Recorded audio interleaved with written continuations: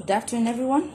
Welcome to the 29th segment of Be Inspired with Buzopat, life-changing reality talk.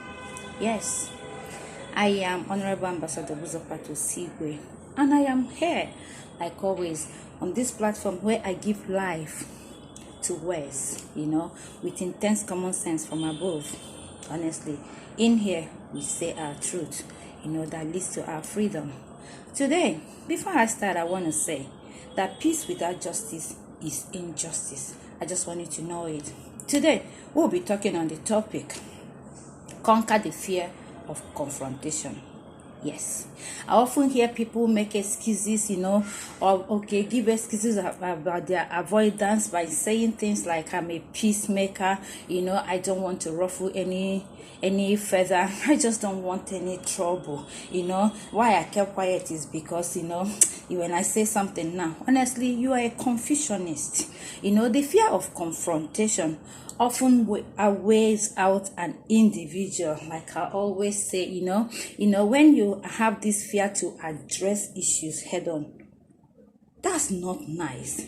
The implication is that the problem doesn't always get solved, and the person suffering will continue to suffer until the person will do something terrible. So what am I saying? Confronting someone doesn't have to be bad. It's all about how you say it. It's all about your temperament. It's all about how kind your word is. But doing it is a necessity. It's something you owe yourself and your God to do always. Most times, the person you're carrying grudges for, they not even be aware. Most times they don't even get to know why. And eventually, if you take the lead to confront the person mildly, you'll find out that it's not even the fault of the person.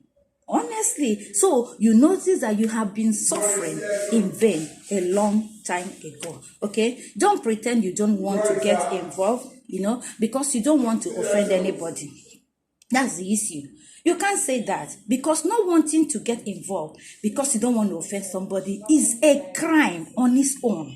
You are not only deceiving yourself, you are confusing a whole lot of people, and you're denying the people that you're supposed to redeem, because you don't want to put your voice, you're scared. It is a corporate work of mercy that you owe God and yourself. It is not a thing that you're doing because you want to impress anybody. It's a thing you must do because that's what you owe. You see, when you confront people, you lay off some steam and you become a better person. Most times we see some people just get involved in doing silent thing, keep quiet when they are supposed to talk, and then they get behind you to be saying, I saw what was going on, you are right.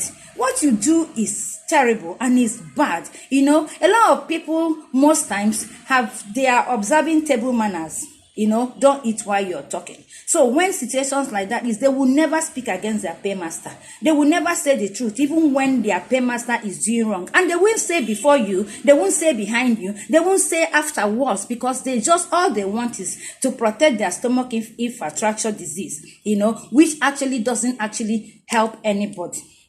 I don't want this talk to go spiritual. What will happen to you if you actually lay off some steam, confront somebody who have done you wrong, tell the person, okay, this is what you've done to me and it's not okay and I don't think I like it. Honestly, this is what you said that I didn't like. Most people will not say to you, but they will go to the neighborhood, they will go to the community, they will carry you to every friend that you ever know, every partner, every link, anybody that they seem to know. They will complain to those people, but the last person they will ever talk to is you. But talking to you would have been the first thing they would have done in order to ease the problem and then make it better. I don't know why we're like this, but the truth is that if you conquer the fear of this confrontation, you will live a better life. You'll be happier. And I'm not just because Buzopat is telling you, because it's something worth doing. It's something you owe yourself. Like I said at the beginning, peace without justice is injustice. Anytime there's something for you to say, and you say because you're a peacemaker, you are not a peacemaker. You are you're not even a troubleshooter. You're a troublemaker. That is the thing, because when you refuse to say what you're supposed to say, to make redeem, to remove anger, to temper, then you are part of the problem. But if you are afraid of expressing yourself, because I don't always talk without providing solution to the best of my knowledge, if you're somebody who don't know what to do, there are some steps, 6 ways for you to overcome this fear of confrontation. And the first is by you identifying the problem itself, because the problem identified is problem half solved. When you're scared, most times it's because of the fear you convince yourself that staying quiet is the best decision. But my dear, it is not the best decision. The damage is eternal. You will not even quantify it. So when you identify this thing, you'll be able to know, yes, this is a weakness, this is a fault. What do I do about it?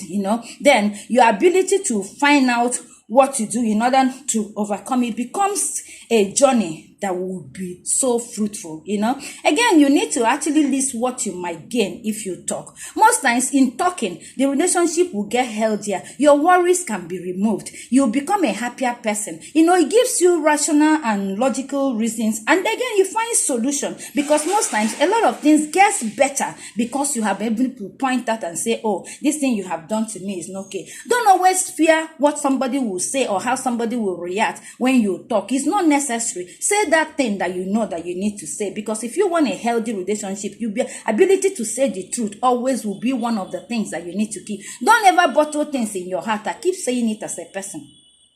No, it doesn't work good. Don't bottle something. Say it, but how you say it matters, and who you're talking to matters a great deal. Now, when you do the second one, then you reconsider this assumption, because most times the fear of confrontation often is based on false assumption. Because it's what you have thought in your head, it's what you felt, it's what is about you and what you conjure. And if you're a negative person, there's no way what you're producing won't be negative. And that doesn't make it a reality. That doesn't make it a truthful thing, So if you find out if you understand that most times all of them are based on false assumption, then you don't need to work on eggshell. Okay? Confrontation is healthy. It's healthy. So instead of you to be living, wallowing in self-pity, then you just have to do this thing, and then call somebody who have offended you and say, this is what I've done. Most times people even say the right things without knowing that they have hurt people. People even do something that is supposed to be okay for another person, and it will wrong you. So that person didn't set out to wrong you. But the fact is that, what did you do with that? How did you confront? Did you ever call the person? Did you ever do something? Now that takes us to the fourth one, which is address the issue small at a time. Don't just make a lengthy list if you want to talk to somebody. Don't start on the one that is so big and so mighty. No, you don't start with the biggest. You start with the small issues, So when you be able to discuss small issues with somebody you're with, your family member, your friend, your spouse, your church member, your bishop, whoever it is, and then you see how beautiful the turnout is. It gives you confidence to be able to keep doing it with every other person. Because when there's no test, there's no testimony. Okay, and of course, it's little drop of water that makes a mighty ocean. So what are you doing with it? So when you do this thing and you see the result and it's positive, it encourages you to continue to do. And when you've now mastered this discussing small, you can then be going to the things that are, and when you discuss and confront and achieve, please discard. That is the thing. Most people just talk about things, but they don't ever forgive that thing. And they don't ever wage it. Before you say, they come back like chain reaction.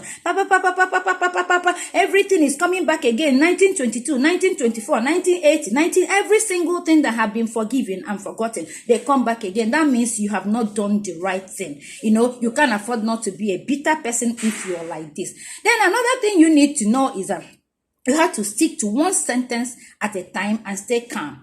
If don't forget that you don't have to start being accusatory, because you actually, the essence of this is for you to be assertive and not aggressive. Okay, so if you actually start on it, your words matters a great deal, because the heart of every good conversation is to express how you feel and what you think, and for the other person to understand you. You see, all these things that are intertwined, that are related, that are connected, that are together. So what you do determines another, because they say drastic action begets drastic reaction, and so it is. So when you are kind, you can't afford not to receive kindness. What you give is what you get. But there are still some impossible people. But if you're calm, if you're determined to start the talk and being calm, you see that your calmness will actually make another person's madness come down, because you are not following the person to be mad, no matter the reaction. That is just what it is, So when you master this, and when this is okay, you will see that then you will take that one step at a time practice.